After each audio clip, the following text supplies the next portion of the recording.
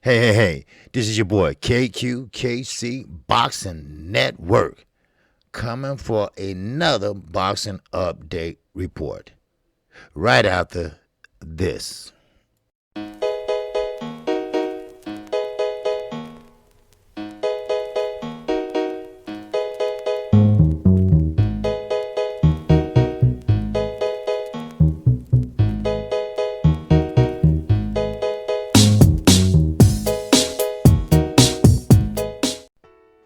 Hey, welcome back to the channel.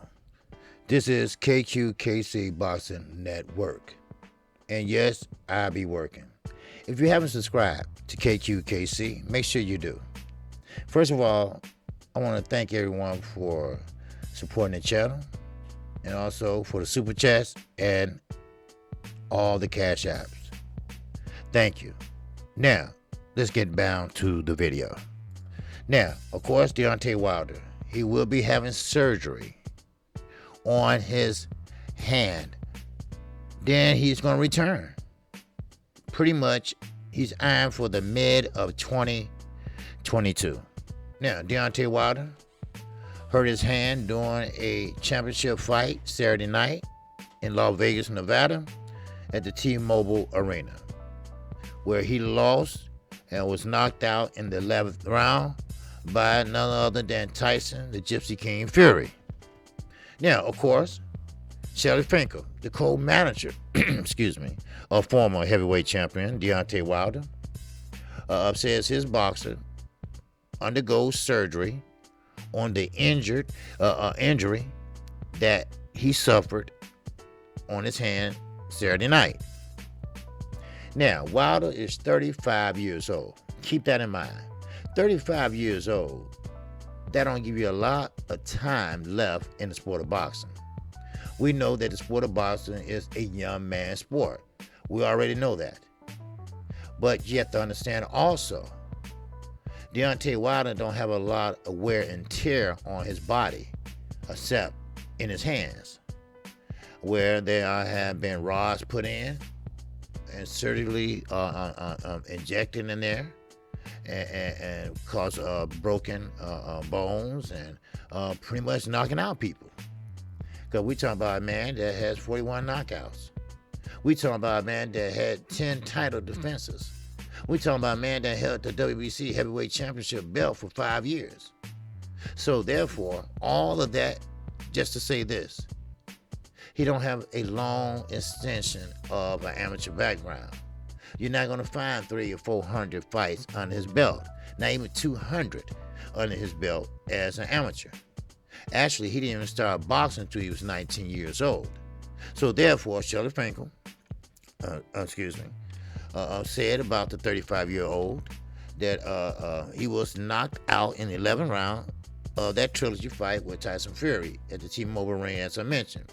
It was Wilder's first bout since the 7th round TKO defeat against Tyson Fury in their February 2020 match.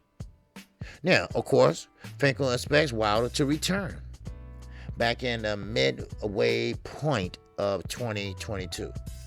Now, he has had 2 hand surgeries. The knuckle is okay. It's the bone behind the knuckle that broke. He's sore, but he was okay. He was home yesterday, Shelly Finkel said. He's healing, and at this point, if everything is okay, after the hand surgery, he will probably look to enter the ring mid next year, like April or May. Now, Wilder's return is no surprise. After head trainer Malik Scott recently revealed that his boxer has no intentions of retiring. Now, Deontay Wilder has set his family financially secure, so he doesn't have to fight to make a living, Scott told IFL TV. But retiring is not in his plans. Now, retiring is not in his plan at all. And not something he said that we discussed. Now, of course, he will be back in any form he wants to be in. He's a big-time fighter, and he doesn't belong down there with the other guys. He needs to be in the high-level fights and main events. Now, Deontay Wilder was great on Saturday night. Tyson Fury was even greater. It was a great night of boxing for the heavyweight division. You have to give Fury credit for having a good chin and not giving up. Fury is a legend and one of the best in the heavyweight division in this era. And it's the same about Deontay Wilder. And for that, to go say this. That fight was an epic fight. That fight is potentially fight of the year. Matter of fact, so far, I will put that at the heavyweight division fight of the year. I still favor Gonzalez and Estrada, and they rematch. That was fight of the year for me, for the little guys. But for the big guys, big heavyweight action, I would say it would have to be none other than Tyson Fury and Deontay Wilder 3. That was a fight to remember. That's a fight that would go down in the history books. Two big men, over 6'5", over 6'6", over 200 and something pounds. Both guys hitting the mat. Both guys hitting the mat not once but twice. I mean, we talking about an epic fight. We talking about two guys, two heavyweights, two strong personalities. One did not perform well in or out the ring without the other. Put it that way. They will always be linked. They will always be linked as the big showdown in 2021. They always will be remembered. Oh man, just like Ali and Frazier will always be remembered. Deontay Wilder and Tyson Fury will always be remembered as that trilogy fight. As Deontay Wilder went down first and went down last. And also Tyson Fury went down not once but twice also. That was a fight to remember. Deontay Wilder was gas. Tyson Fury, he came in overweighted. Both guys came in the biggest they ever been in their careers. And they gave us a fight out of this world. Hell, that whole card was fire.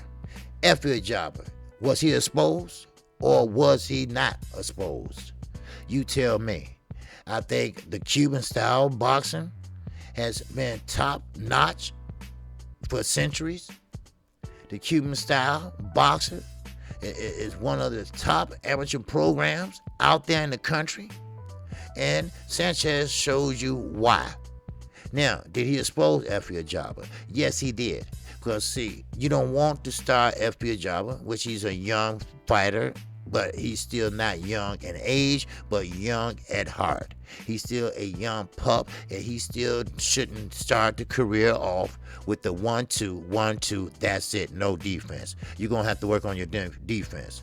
And you got Eddie Kornacki, and you got Helenas. That was another fight that was epic. There go Kornacki, who started off his career knocking out people, throwing a limited amount of punches, but this time, no defense. It caused him to get knocked out in the first fight and this fight. So there go that fight. Then you got none other than the real big baby Jared Anderson. Yes, he will be a champion. Now, when, that's up to him when he wants to step it up, but right now he's stepping up in activity, not competition, but activity, because he is doing what people in Toledo, Ohio do. They are resilient. They know how to pretty much survive. And that's what Jared Anderson is doing, surviving. He is putting everything to test. He's a young man. He's only 21 years old. He's a heavyweight.